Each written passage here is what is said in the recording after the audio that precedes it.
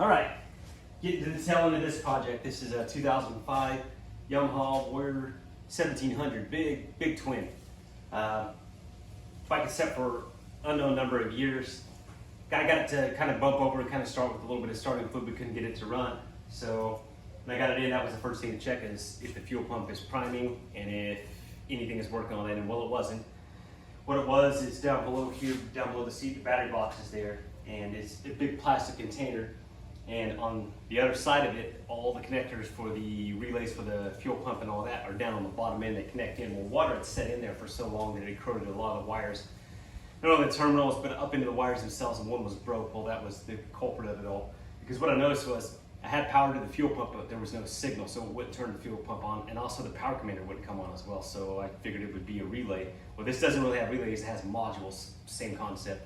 So once I tracked that down and ran a good wire to it, turned the bike back on, everything primed up and everything came alive.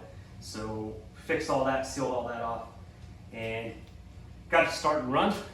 And that was, one of the key components, is to make sure it starts to run, because we don't know where we're at on this. We're starting from zero. And once that was good, then I went through the air box, because the top of the air box back here, it has a secondary air filter. So it has an air filter set up here, and it has one on the side here, kind of a ram air setup. Well, this one's completely missing. He doesn't have the parts, and we may go back and replace it later. So I made a plastic lid for it with the bolts, and use RTV to seal the sides of it, seal everything down. That way we're just pulling straight air from here, no contaminants getting in besides the filter itself.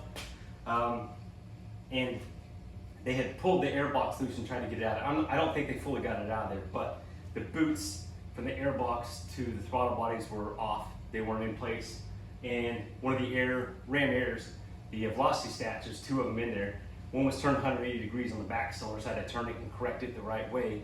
And then all the little lines, like your pressure sensors, your ambient air temperature, are all plumbed into this air box. Half of them were unhooked, so I had to trace the diagrams to make sure I was correctly running everything where it should be, so that everything responds like it should.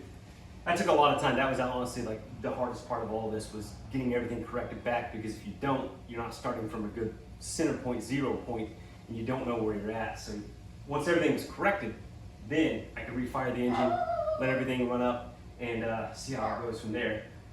When I got the bike, it didn't have the drive belt on it. I had to put the drive belt on it, because that was the biggest thing: get the engine to fire, make sure it doesn't have any knocks, pings, or anything like that.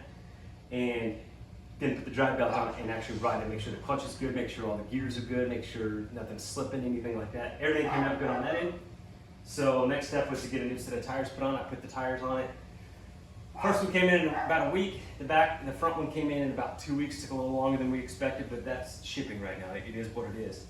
But once that was on, the front braking system, absolutely perfect, no problems there. But the rear braking system, the caliper itself, they have beat on it. Someone's beat on it in the past to try to get it off there or unlock or something of that nature. And also they snapped off the bleeder screw on it, and they put JB Weld on it. I told them we're probably gonna have to replace this. I would recommend to replace it, but I'll ride it and see just what's what.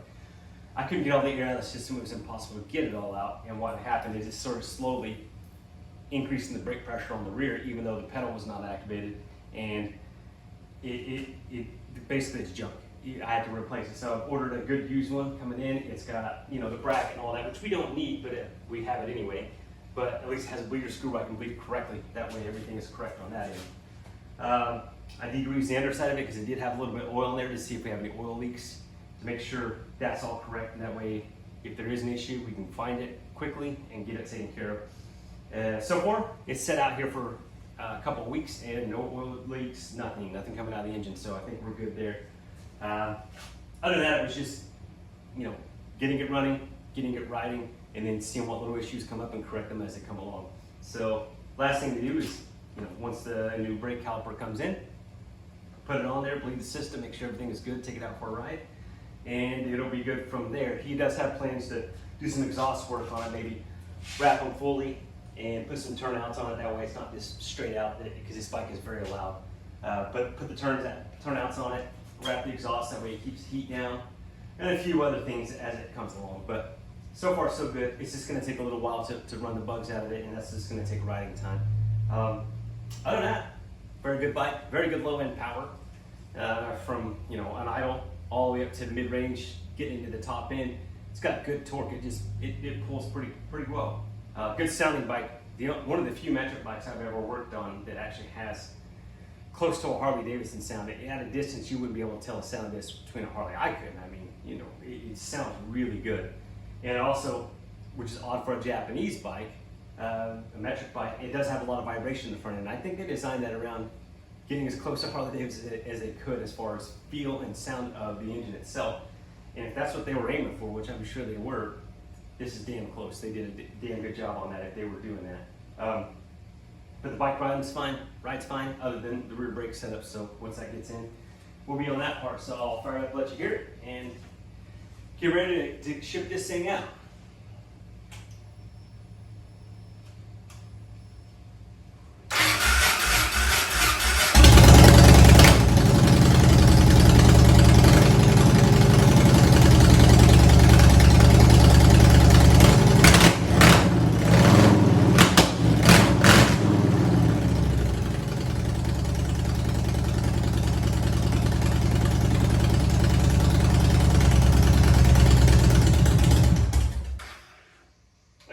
It's really loud.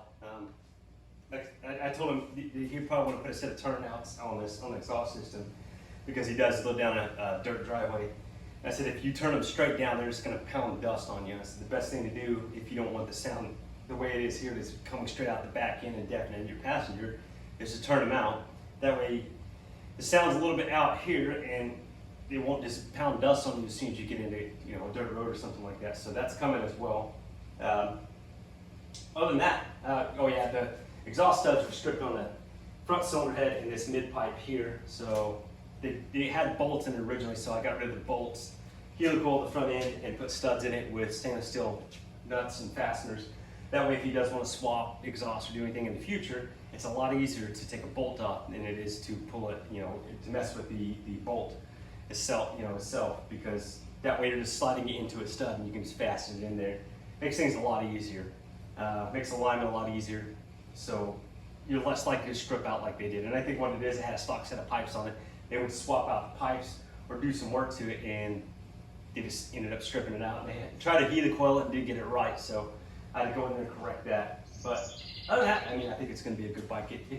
It runs well enough, and I think it'll make him a fine bike. It's just going to take some time to run all the little bugs out of it. So yeah, as soon as that part comes in, put it on and ship it out of here, and we'll get on to the next project. So there it is.